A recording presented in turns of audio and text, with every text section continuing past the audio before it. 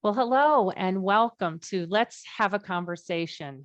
My name is Beth Butler, and I'm Executive Director of Disability in North Carolina. And I want to welcome today's guest, Doctor. Well, I just gave you a new title. How did you like that? Hey, that's good. You're seeing into the future for me. Okay. Yeah, there you go. See, Okay. you've got more work to do. There you go. So joining me today is Mr. Thomas Colclough, and he started his career with the EEOC in 1988 through the agency's Stay in School program, which is now referred to as the Pathways program. Mr. Colclough worked full time for the EEOC during one semester, and then would attend classes, a full time student, right, the next hmm semester for a period of over 2 years through this program. And over the years, Mr. Colclough has held numerous positions with the EEOC. Started as a investigator and then moved into supervisory and managerial roles. And then finally received an appointment to serve as a deputy district director in Charlotte.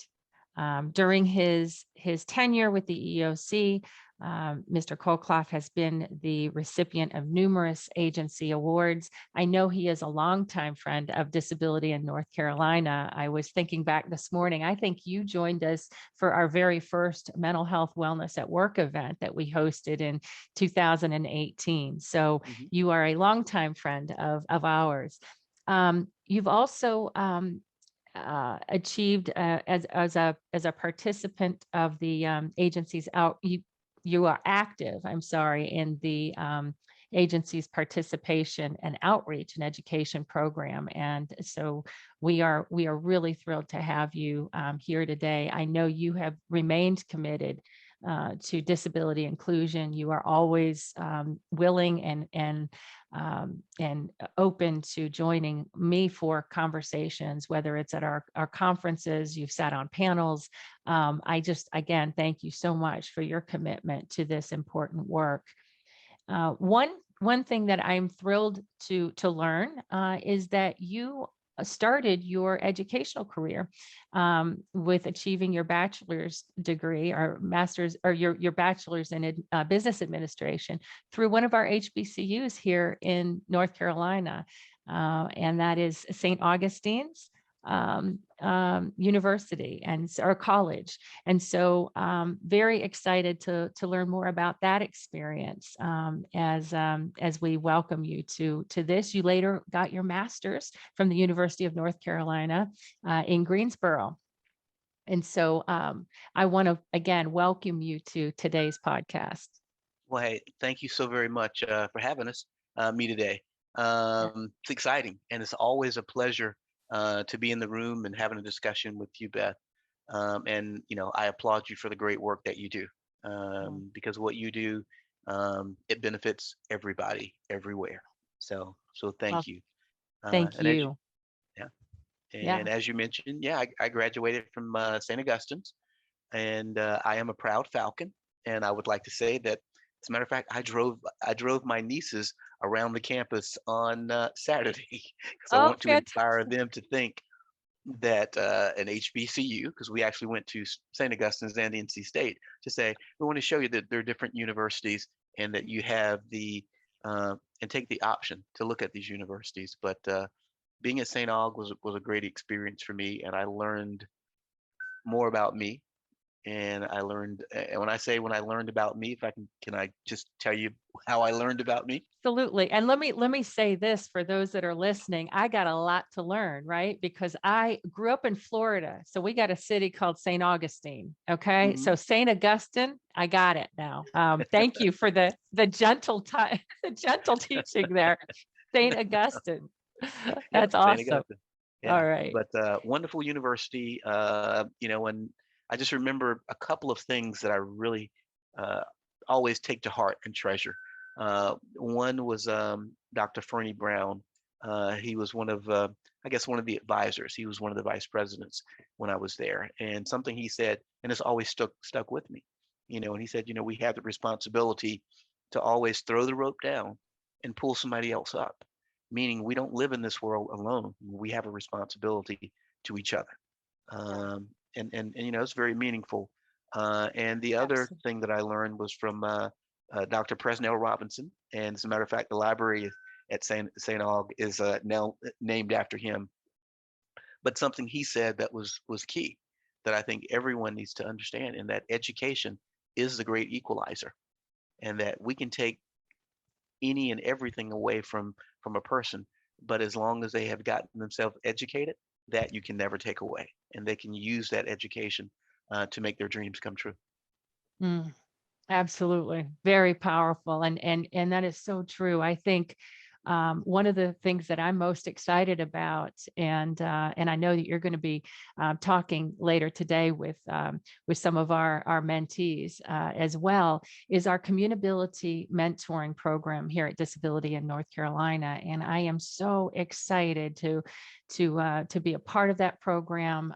And again, a huge shout out and thank you to our founding sponsor, Wells Fargo, who has stepped out and committed to helping us expand this program to historically Black colleges and universities. We have 10 of those here in North Carolina alone, which is the largest number of accredited HBCUs in the United States. I don't know if you're probably aware of that. I'm aware of that. Yes, indeed. Yeah, so we got a lot to be proud of here in North Carolina, but I'm excited about this mentoring program because it specifically is designed to bring together career services and the disability support services and supports on those campuses to ensure that individuals with disabilities on those campuses are connected with business mentors in the community like yourself, right? That that have a passion for, as you said, reaching out and reaching down and pulling up these individuals. We know that statistics tell us that the employment rate among college students with disabilities is far lower at the point of graduation than those without disabilities. And so this mentoring program is designed to really help change those statistics. So looking forward to your participation and certainly working with Saint August. Say it again. St. Augustine's. St. Augustine's. I'm going to have to get that again. Yeah. That Florida piece is hard. we St. always Augustine. refer to it as for short as St. Aug. St. Aug. Got it. There you Got go. it. Fantastic. Well, so what role, I mean, speaking about mentors, what role did mentoring play in your experience as a college student there? Well, I don't think, currently at EEOC, I serve as the district director. I would not be a district director had I not had mentors in my life. And it started from the time I was at St. Aug, meaning that, that when you're having my mentor at St. Aug was Dr. Godfrey, Dr. Frank Godfrey.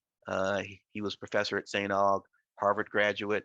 But, but when I was a first generation college student.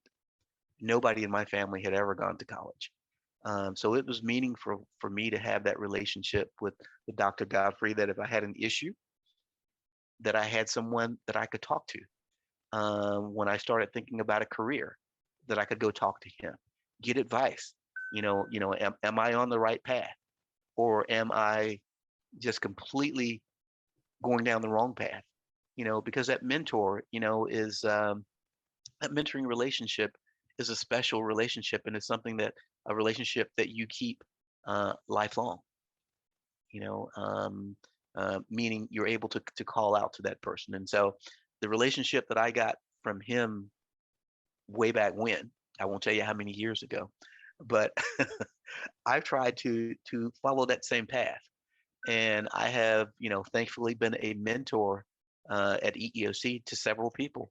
And what I find so refreshing is what they do in their career, because that you're a part of whatever their job they're doing now.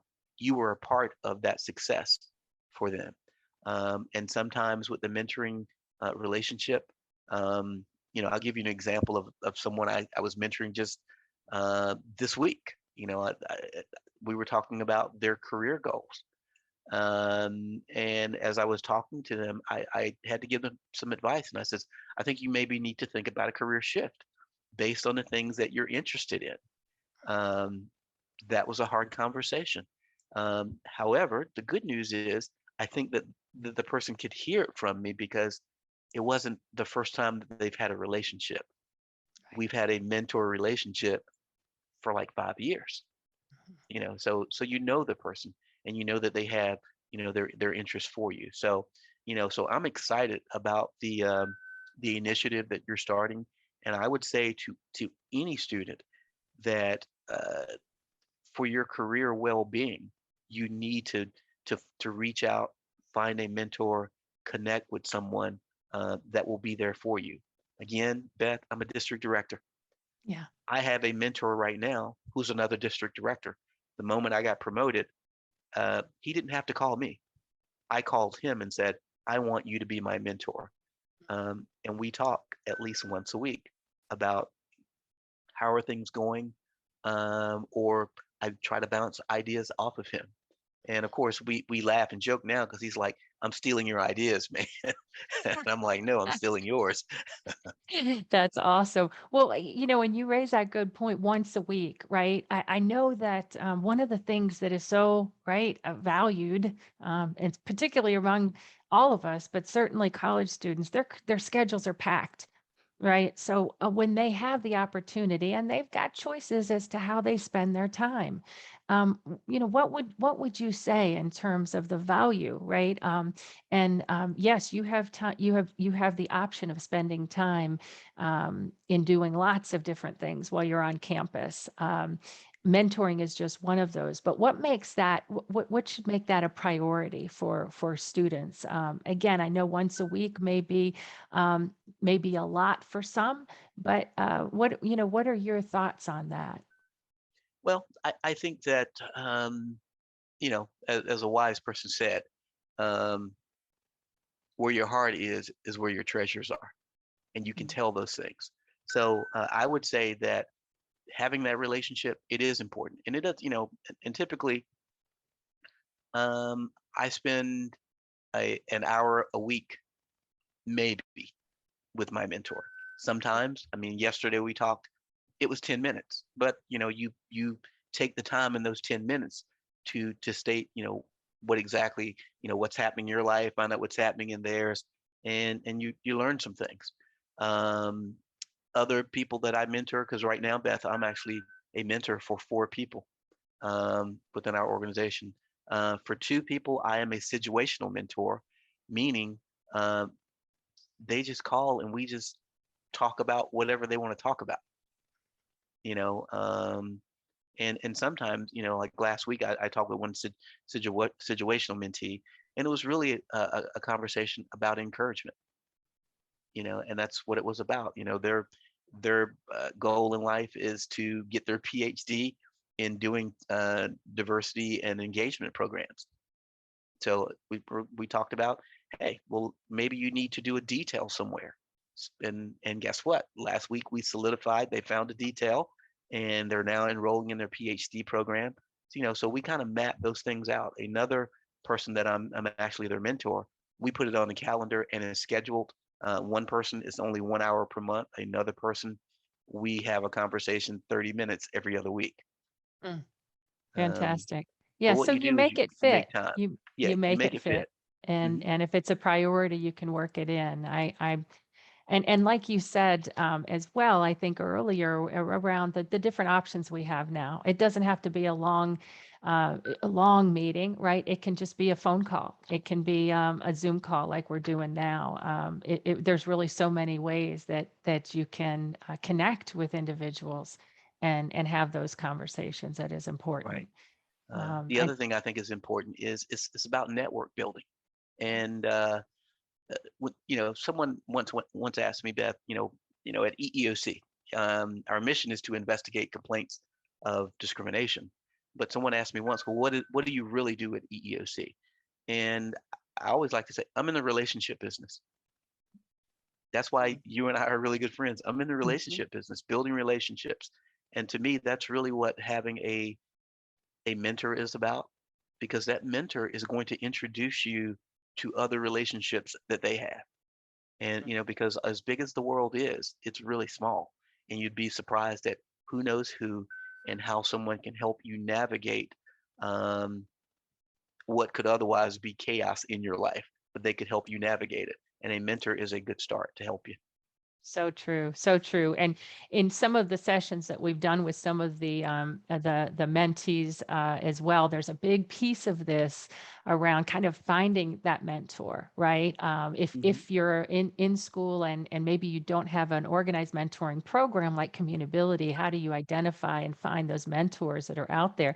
And social media has opened up such a broad approach to that. I know, we've done some specific pieces on LinkedIn, and there's so much information now for students to go online and just investigate who is holding the chief accessibility officer position for whatever company, and identifying that person, finding an email and really reaching out, right, and connecting to them in Absolutely. social media.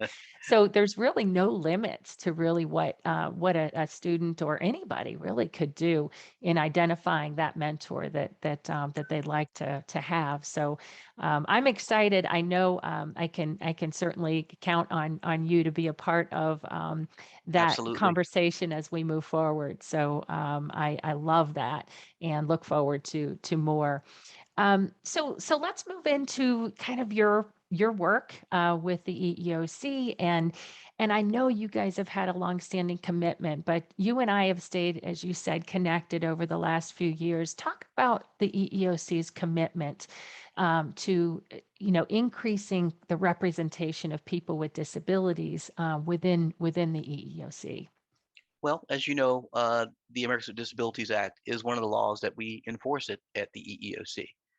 So we start off right off the bat with a commitment to making sure that what that there is a level playing field for everyone. And persons with disabilities, it's important, that they have a pathway into the workplace. One of the things that I will definitely say that in the Charlotte district that we're committed to, I think we hired in 2021, we may have hired 20 people.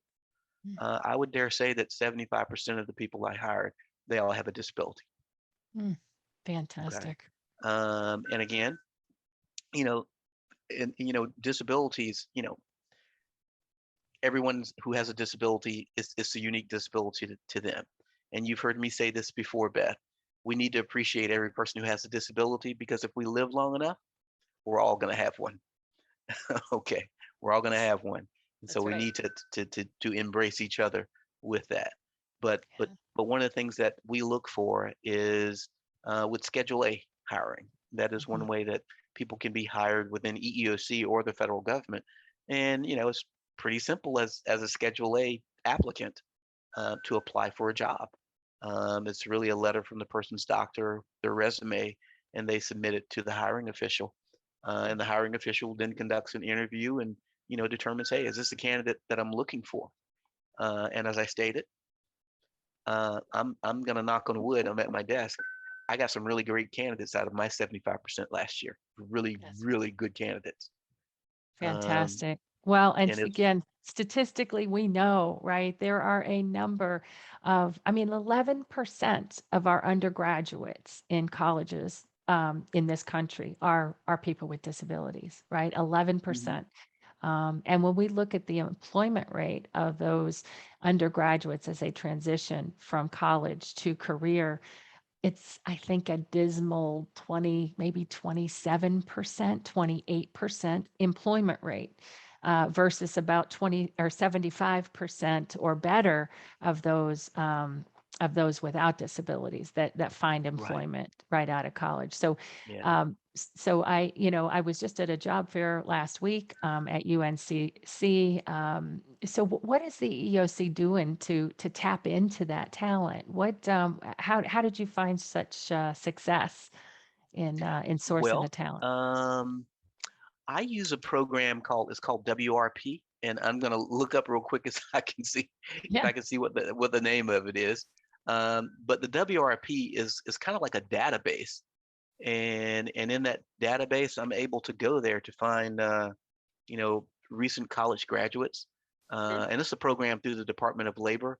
Mhm. It's the workforce recruitment program, Right. and everyone in that program, they all have a disability, and they Right. typically, are, they sign up, to get their resume and put Right. in, in that database, while they're at school. Now, for me, uh, it's the first place I go to.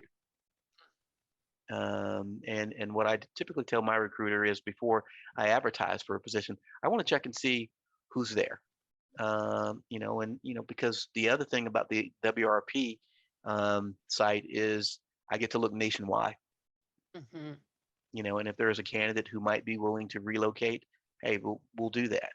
Mhm. Um, but like I said, I've been very happy since I've been using that program. Yeah. We've That's fantastic. hired a lot of people, a lot of Yeah. people. Well, one of the things that Disability in North Carolina, we're just coming off of some work that we've done with the workforce development boards across the state as well, and NC Works and the career centers, because we know a lot of job seekers, visit the career centers in order to find job opportunities through our in our communities, and many of those populations, right, are underrepresented populations that come. And what we've spent time doing is building the confidence of those career center staff through a series of webinars. We have a toolkit now that we've launched. We even included a video that many of the career centers are using now, that as job seekers with disabilities come in to the career centers, they are watching a video that says, "Hey, welcome." Pat Sturdivant, for example, right? Hmm. President, she's leader of the Directors Council for Workforce Development Boards. She's there saying, "We're glad you're here. Right. Welcome. If you're a person, if you're a job seeker with a disability, you're in the right place, right? Ask us if you need an accommodation. Let us know that, right?" I think so often we think that people with disabilities are somewhere in a vocational rehabilitation office, or that there's just kind of one channel for individuals to get employment. And while VR is absolutely a great resource, and we work with them closely on a lot of things, they are not the only source or of That is talent, correct. the talent pool. And We have to so cast to a we have to cast a wide net. Absolutely, absolutely. And they can't do it all. They can't do it all. We can't Yeah. expect them to do it all. And Hmm. so to see the richness of the conversations that we've had with the career centers, and working closely with even the NC Works Training Center to get these webinars out there, we had an amazing response. And so those are actually available on our website as well at di-nc.org. So I encourage our listeners to go there and look at the resources. And Tom, if you have connections, or and any employers or any of your team members that wanted to go out and take a look at those, like, we broke them down into just bite-sized pieces, right? 30 to 40 minute sessions. And so I think that's a great way to just increase the awareness and education around the different accommodation processes, and things Hmm. that to promote, again, the employment of people with disabilities. So I No, love it. absolutely. We will do that. There's one other thing that I would love to see expanded, and that goes into the internships. Mhm. Um, a lot of times, people with disabilities in their organizations, they don't refer them for internships, or people with disabilities. Guess what I would love right now? People knocking down our door for internships. Mhm. Absolutely. And the Yes. reason is that you get experience, and sometimes you can't, because we know the old saying, I can't get hired because I don't have experience, but I can't get the experience if you don't hire me. So to me today, the way to get that is through an internship program, and I Absolutely. would love to expand, and I would love, so I'm begging you, Yeah. anybody who's looking for an internship, Yeah. I'll give it a especially shout out right now. We'll get this out and absolutely. So are these summer internships with the agency? we intern year round, Okay. year round. Okay. And the one thing that you stated, we're here in North Carolina. I love getting interns from everywhere because we, believe it or not, um, I have an intern that lives in San Diego Mhm. that interns Wow. for our office in Charlotte. That's wonderful. That's great. But I also want interns from North Carolina too. Sure. Yeah, Absolutely. you know. Absolutely. So Fantastic. so spread the word for us. I will spread the word. Absolutely. I think you just did too. So we're going to make sure that this gets out wide and and loud so that we can get you some intern. You make me excited. I want to go. I don't know. It's step away from this role and I'll come to work for you. But I think it's important to talk a little bit about kind of what you're seeing as we get back into whether that's a face-to-face environment with work or if it's a virtual environment. What are some of the things that you've seen around accommodation needs and what are you kind of hearing through your work as it relates to COVID-19 and accommodations? Well, we have seen quite a few charges. As a matter of fact, on March 11th, Bloomberg they published an article that there are about 6,500 cases related to COVID dealing with either someone asking for an accommodation based on a disability or their religion. Be it really it's based on vaccine mandates and things like that. Okay. But one of the things that we have tried to communicate to employers, because believe it or not, we have seen, because there are people who have medical conditions that, I'm not a doctor. I know you called me doctor early, Beth, but I did. but I'm not a doctor. I think I'm wise enough to realize that there are some people out there that, based on their medical conditions, might not be able to take a vaccine or might have other underlying issues for that reason. Um, and so employers need to understand that it is not a blanket exclusion not to accommodate the person. And to me, I believe when we start thinking about accommodations, it's always because, as a matter of fact, we had our monthly staff meeting today, and it was about undue hardship under the Americans with Disabilities Act. Well, undue hardship, that's a defense that an employer gets to make, but that's not the end of the story. That's just part of the discussion. Now we have to determine, why is it an undue hardship? Is it significant difficulty, or is it an expense? And believe it or not, most accommodations are very, very inexpensive. They're very Yes. inexpensive. Yes. Say it Um, again. Say it again. Most accommodations are very inexpensive, They are. and to me, it Wow. always starts with the individual with the disability. Have that conversation. We call it the interactive process. Have that conversation to determine, what accommodation do they need, because they probably can guide the employer on the right path much quicker than anybody else. So what we're seeing today with COVID is what we've sadly seen before, is Mhm. that people with disabilities deny the accommodation, and it really starts with not, understanding what is the substantially limiting medical condition, and understanding how to provide that accommodation. So what we're trying to communicate to employers out of that, and again, I quoted Bloomberg's number, 6,500. I couldn't give you the total number of those, but what we're trying to communicate to employers is, think outside the box, and look for opportunities that they can provide the accommodation. For me, because we're just at EEOC, we're like every other employer. We get accommodation requests too. I can't ever remember saying no to an accommodation. Because at the end of the day, we need talented people that are able to perform the essential functions of the job. Guess what every employer wants? Talented people that can perform those essential functions of the job.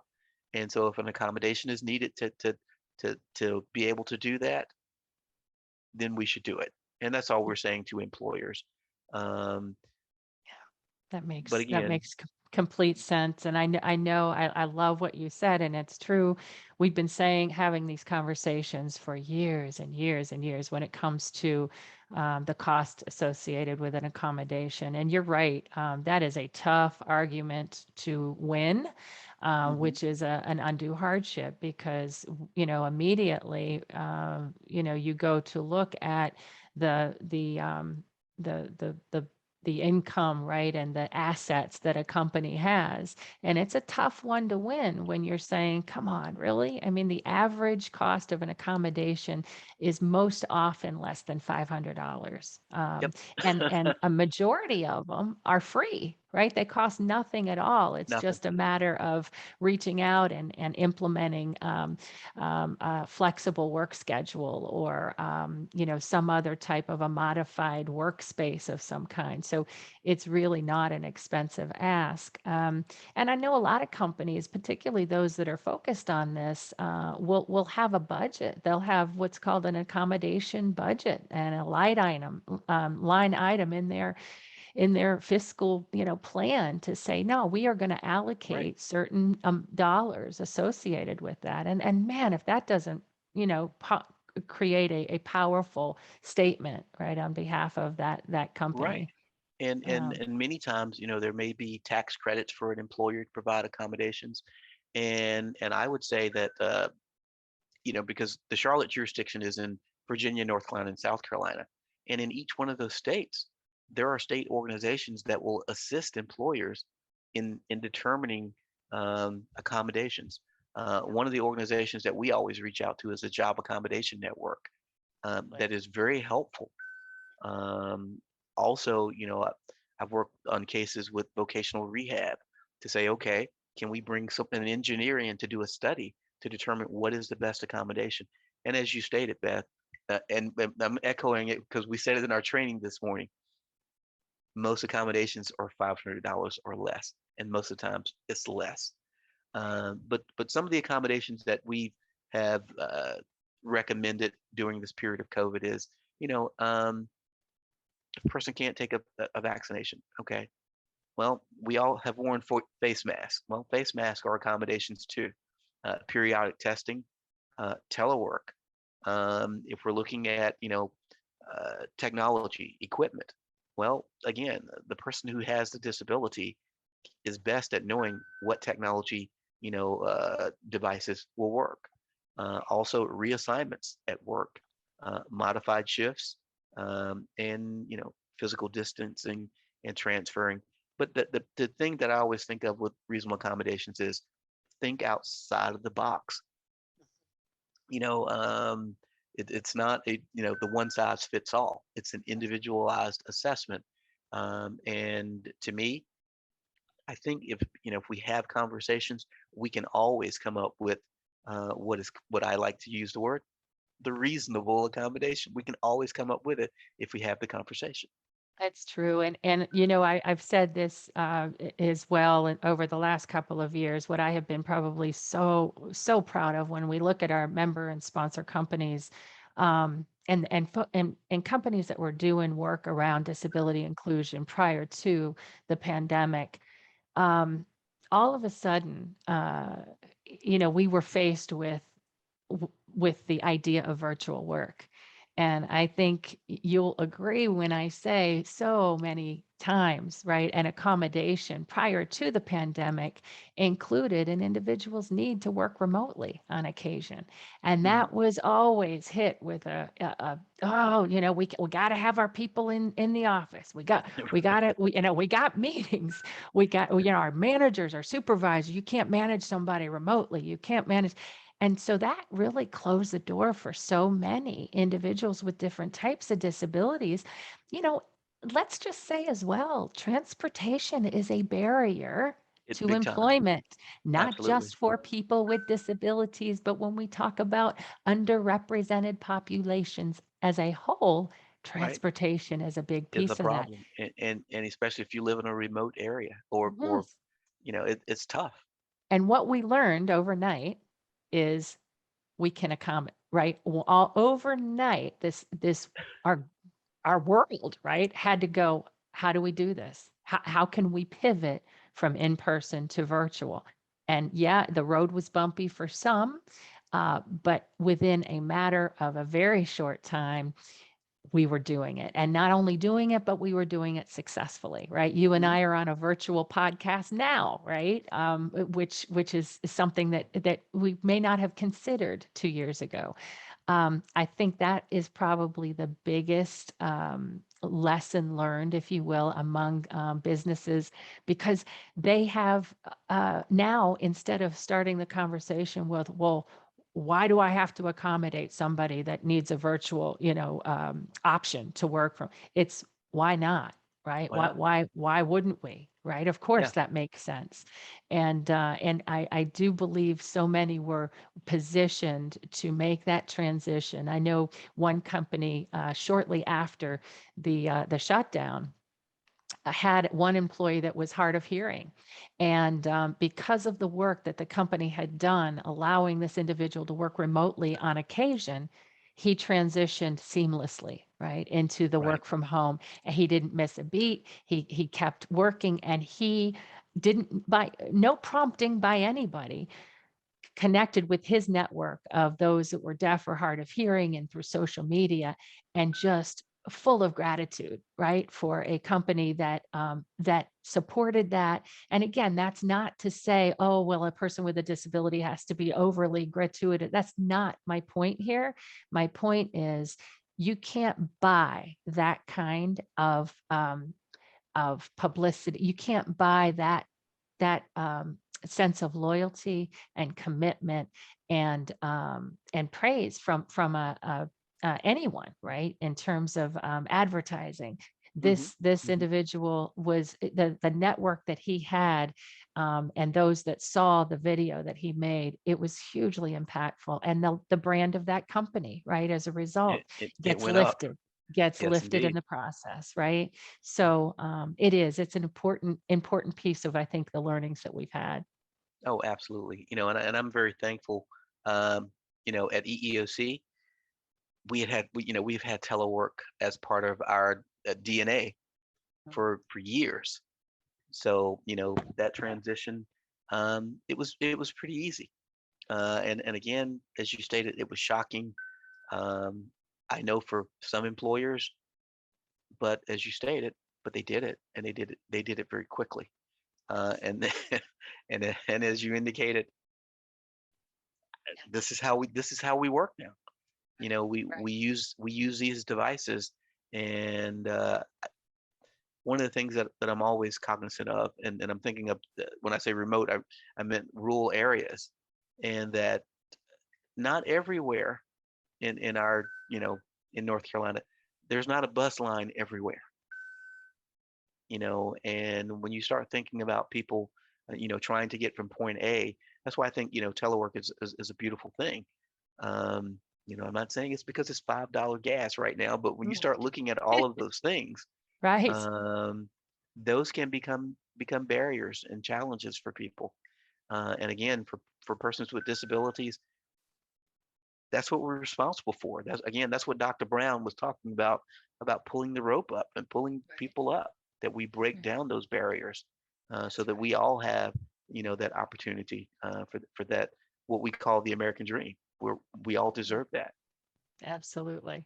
Well, that's so true. And you know what, you remind me too when you talk about the $5 gas prices. And I remember back when we were dealing with some of this in 2007, 2008, and the bus routes, right? Because I don't drive as a result of my disability. I've got low vision, as you know.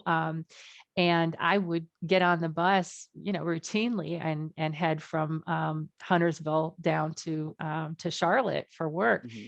And inevitably, that bus line started getting more and more crowded, and people were standing up, and there wasn't room to sit down, because all of a sudden, everybody realized, riding a bus is not so bad. I Right. maybe I parked my car, right? And all of us that ride regularly were like, "We're really, yeah, you No guys are doubt. cramping our style here."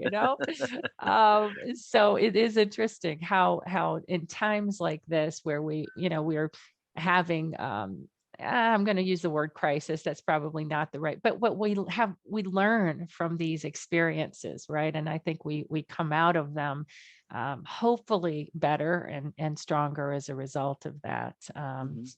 Oh, But absolutely.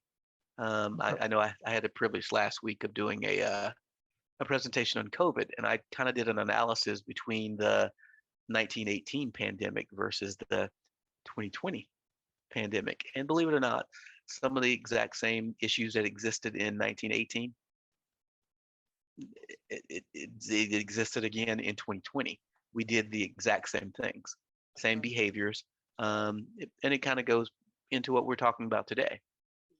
Trust us, Absolutely, there were people with disabilities in 1918, absolutely, okay? yeah. And there are people with disabilities in 2020. And guess what? Hopefully we're doing better, that we're providing those accommodations and those opportunities better. And if we're not, we need to learn from our history and we need to correct those things starting right now. Absolutely. Absolutely. Well, listen, I want to just thank you for your continued friendship and partnership with Disability in North Carolina. How can people get in touch with you if they are interested in pursuing some internship opportunities and or employment opportunities with your agency? Okay. Well, my email address is thomas.colclough at eeoc.gov. My direct dial is 980-296-1299. And also, I'm going to give you my secretary's number because she is handling all of the intern programs, and there's a reason why I wanted her to handle them so that I would know, so because she and I, we talk Absolutely. daily, so I'll know everyone, that's coming in, and she makes sure that she helps the individuals applying for internships get all the paperwork together and make sure that their packet is totally complete. And her name is Veronica Cheney. And let me give you Ronnie's direct dial. Her direct dial is 980-296-1273. And her email address is veronica.cheney@eeoc.gov. Fantastic. And Well, Tom, again, the one thing I just want to say, anyone who is looking for an internship or looking for employment opportunities, and I want to say that again, we were fortunate that the president just signed off on the budget about a week ago. And I think EEOC received like a $15.6 million increase. We're hoping to be hiring. And so we're looking for people to, to give us those resumes, put in those absolutely. applications. The other place they can find out about jobs is at usajobs.gov. Awesome. Thank you so much. And listen, guys, that's a call to action for those that are listening and are looking for jobs or know someone that is looking, whether they're in college and getting ready to graduate or are out there just looking for an opportunity with great benefits. I mean, it's a federal government job, so it is an opportunity for folks to really get in and get to work with awesome people like you Oh, who thank you, who Beth. who totally get it. And we just again appreciate so much your work and the rich wisdom that you bring to your work every day. So thank you so much, Tom. You're very welcome. You're my dear friend. I'm always here for you. I appreciate it. I appreciate it. And with that, I want to thank you guys for joining us today and join us again for our next Let's Have a Conversation. Bye for now.